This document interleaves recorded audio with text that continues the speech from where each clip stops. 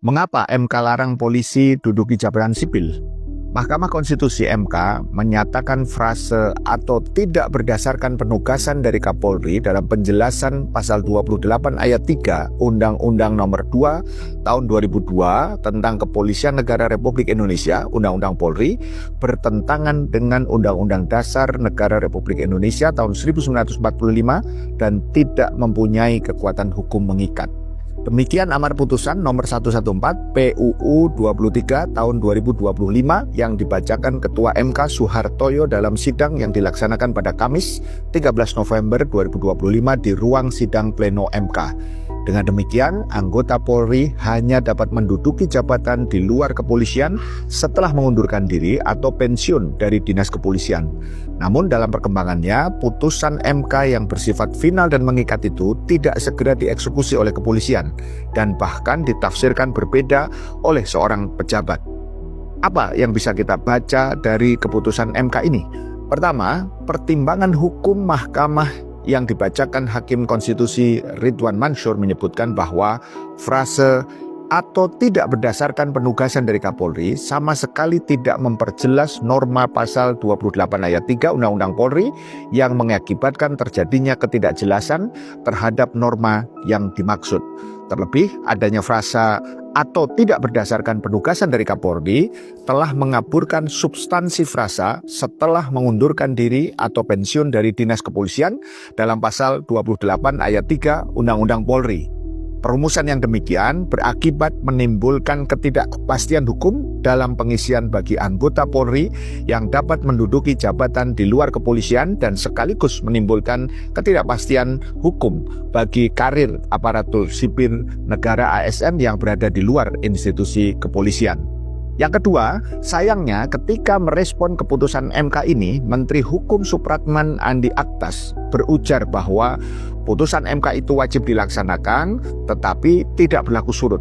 Adapun Kadip Humas Polri Irjen Sandi Nugroho bilang keputusan untuk menarik anggotanya dari jabatan sipil tergantung pada laporan dari tim Pokja yang diserahkan kepada Kapolri. Ada kesan perlawanan di dalam pernyataan keduanya. Padahal menurut pengamat kepolisian Bambang Rukminto, polisi harus segera menindaklanjuti putusan MK tersebut. Jika tidak dilaksanakan, sikap lembaga kepolisian bisa dianggap inkonstitusional. Pasti ada transisi untuk pemindahan, tetapi tidak butuh waktu yang lama, karena kalau ini diteruskan jelas inkonstitusional. Apa landasan hukum terkait penempatan personel di luar struktur kan? Kata pengamat kepolisian dari Institute for Security and Strategy Study ISESS Bambang Rukminto kepada wartawan untuk BBC Indonesia Rabu 19 November. Ketiga, pendapat yang sama juga dikemukakan pula oleh Guru Besar Hukum Tata Negara Universitas Padjadjaran Bandung, Susi Dwi Haryanti. Dia menegaskan putusan MK otomatis mulai berlaku saat ini sehingga perwira polisi yang menjabat di posisi sipil harus mundur.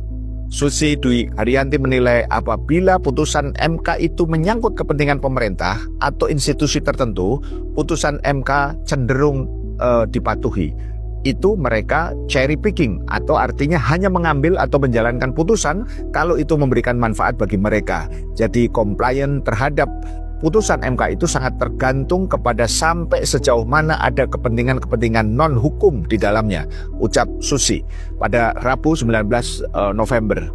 Keempat, argumen yang sama disampaikan Koordinator Hukum dan Investigasi Indonesia Corruption Watch ICW Wana Alamsyah yang mengatakan rangkap jabatan termasuk penempatan polisi di jabatan sipil penuh dengan konflik kepentingan. Alasannya, praktek bagi-bagi jabatan dan berpotensi dijadikan alat kekuasaan untuk mengontrol jabatan sipil. Hal lainnya, khususnya terkait polisi aktif di jabatan sipil berpotensi memberikan proteksi hukum ketika ada perkara yang terjadi di suatu institusi. Ini punya kecenderungan abuse of power atau penyalahgunaan kewenangan dan besar konflik kepentingannya, ucap Wana. Institute for Development of Economic and Finance (INDEF) melalui Continuum INDEF mengungkapkan bahwa mayoritas warganet mendukung langkah MK.